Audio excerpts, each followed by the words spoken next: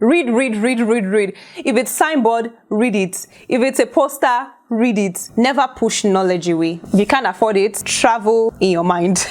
Hi and welcome to Bussin' with Annie. My name is Annie and today I'll be sharing with you ways you can improve or increase your knowledge and understanding. Before I go on, I would like you to please click the red subscribe button below if you haven't already and like this video. If you've done so, please do keep on watching and enjoy. And my first tip is to never think you know it all and then shut your mind off from learning new things in any situation you find yourself. That point when you decide you don't want to learn anything, that could actually be your turning point. And there is actually more to life than you would ever know. So don't ever shut off your mind saying that, oh, you know enough. Even if it's a particular subject matter, don't ever turn your mind away from learning new things. My second is to be very observant. Try to listen more than you talk. Don't think that there is nothing new that somebody has to say that you haven't heard somewhere before on a particular subject matter, because there most likely is. Well, unless there isn't.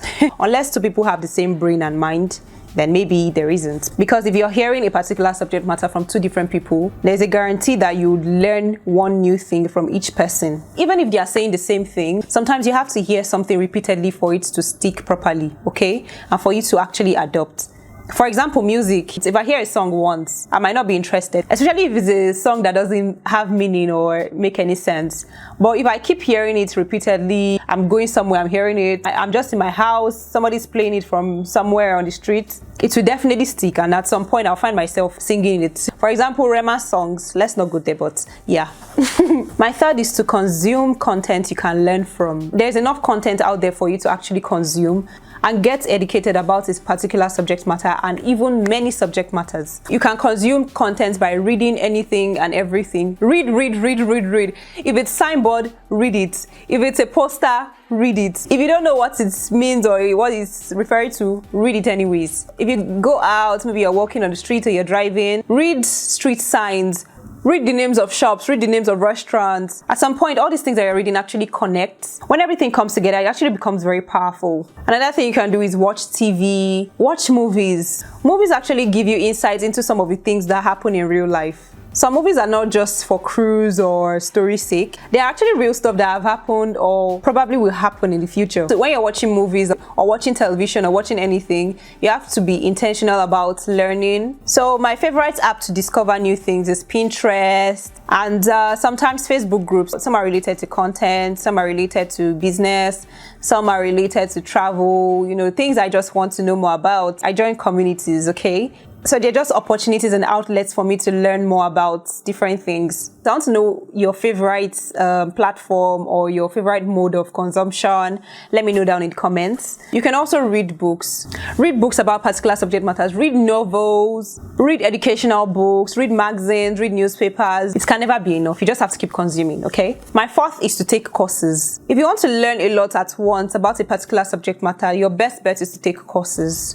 So courses give you like an A to Z insight into that particular subject matter instead of you researching and browsing the internet or reading books one by one. So if you take a particular course, it will walk you through the process, the stages and methods you need to adopt and all of that. Taking courses is just a very, very efficient way of learning. Fifth tip is to research. You have to be very curious. If you come across or you hear something that you don't really understand, Google it, ask questions. Don't just let it sleep or let it slide. Like, it's not for me. I don't even know what that means.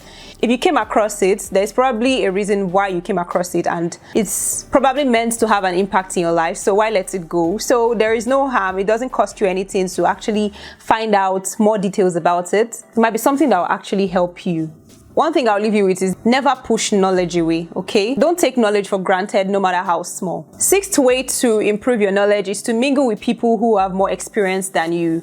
And these people are most likely people that are older than you, that have been through the same situation that you've been through, or people in your career path that have more accomplishments than you. So you need to be asking questions, how you can achieve some kinds of things, how you can get to where they are. You need to have people in your life who you can mingle with that can actually have positive impact on you, not people that you're not learning from, or they're just taking away your energy, or people that are just leeching off you. Seventh is to travel the world, both physically and online. You need to learn about different places, different cultures of the world, what people are doing differently. For me, when I'm looking to gain more knowledge about certain things, I do not look within my country. I look outside into more developed places and see what they are doing differently and how I can get there. If you are looking to improve, you need to look outside the box. Your country is a box. There are so many things going on around the world that you can never even imagine. Whenever I go on Facebook groups or Pinterest, I'm like, wow, what is this? This is existing. Somebody can think about this. So it just really opens your mind. So you need to be able to travel. So don't limit your knowledge to your surroundings. Don't think that you can only learn from people around you or people with the same attributes or values as you. No, if you can't afford it, travel in your mind. My next point is to join interest-based groups. It could be your career or just your hobbies or skills, anything that you're interested in. Join communities. It would actually help a lot. For almost everything I do, I think I'm in a community for each of them. Even outside your regular interest, even if it's something that is not your hobby, you can join communities just for knowing sake. Sometimes it's actually good to know things for knowing sake, because it might come in handy someday. When you belong to communities, number one, you actually feel less lonely. Number two, you're able to learn with people with similar interests. It just opens your mind to many possibilities. You see what people are actually doing. You actually gain in-depth knowledge about that particular interest or career or topic whatsoever. So it's always good to have people with like minds who have done things differently or have solutions to some of the problems you may be facing. So yeah, join interest-based group. You will learn a lot, you will know a lot, okay? Final tip would be to attend seminars, webinars, however it is, offline, online. Most likely, people you want to listen to, people you want to learn from. These are people that they have so much experience that they have a lot to share, and you don't want to be missing out on this kind of information. They just save you the stress of having to go through some of the things that you most likely not necessarily need to go through if you actually listen to them. I don't know if what I just said made sense. But yeah, if you listen to all these people, you don't have to go through some kind of stress figuring things out. For example, you want to start a business, listen to people that already have businesses. If you want to go into content, listen to people that have been creating content and they've been in it for years, and they have a lot to share. They are sharing their mistakes, so you don't have to make them. Leave a comment if you enjoyed this video and you would like to see more like this. You can also comment below which of my tips you agree with and the ones you disagree with.